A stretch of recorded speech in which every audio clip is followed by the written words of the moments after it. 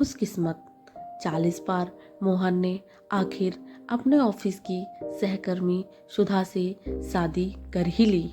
सुधा जहाँ एक अनाथ लड़की थी, अपने चाचा चाची के पास पली बढ़ी, वहीं दूसरी ओर मोहन की केवल माताजी हैं। पिताजी का स्वर्गवास उसके छोटी उम्र में ही हो गया था। सुधा ने आते ही घर का सारा काम बहुत अच्छे से संभाल लिया।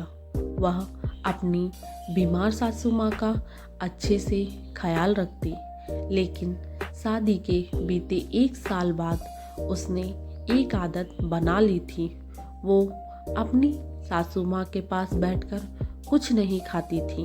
पहले तो दोनों सास बहू साथ में ही खाना खाती थी।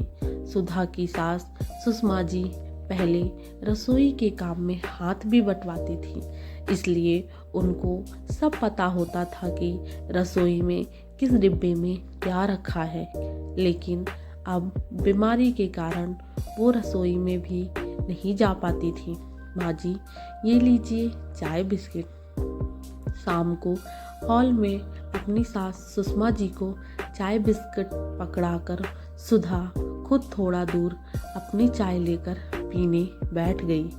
वो एक लाल रंग के डिब्बे में से निकालकर खुद भी कुछ खा रही थी। सुधा को कुछ खाता देख उसकी सास सोच रही थी, पता नहीं ये सुधा बहू मुझे बिस्किट देकर खुद क्या खा रही है, मैं तो उठकर देख नहीं सकती।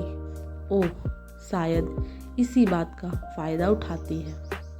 सुषमा जी के सास के दिमाग की घंटी टन टन बजने लगी।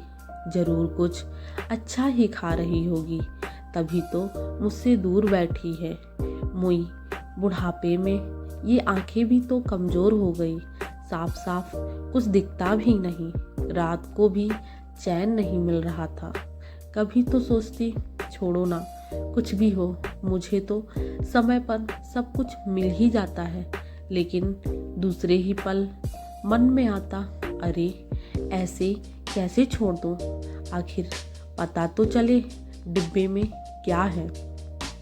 आखिर उनसे रहा नहीं गया तो टसकते मसकते पहुंच ही गई रसोई में। मन ही मन बुदबुदाए जा रही थी, कौन सा डिब्बा था।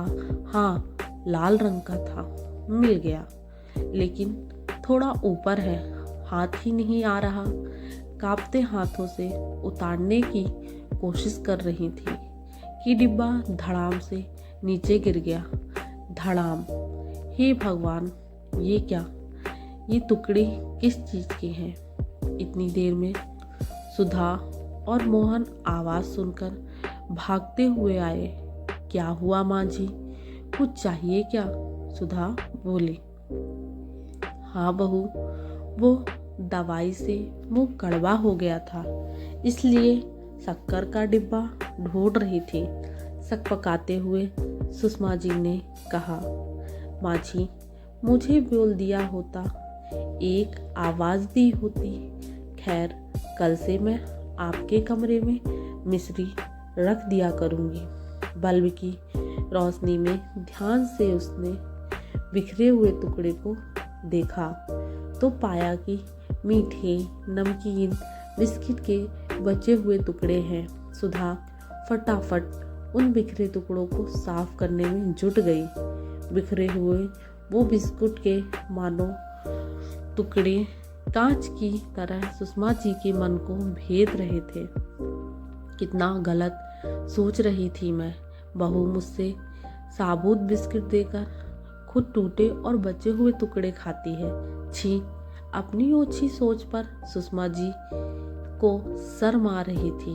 दूसरे दिन शाम को जब सुधा ने सुषमा जी को चाय बिस्किट दिए तो सुषमा जी ने कहा, बहू, मेरे दांत से बिस्किट जल्दी से नहीं टूटते, तो मुझे वो टुकड़े दे दिया करो।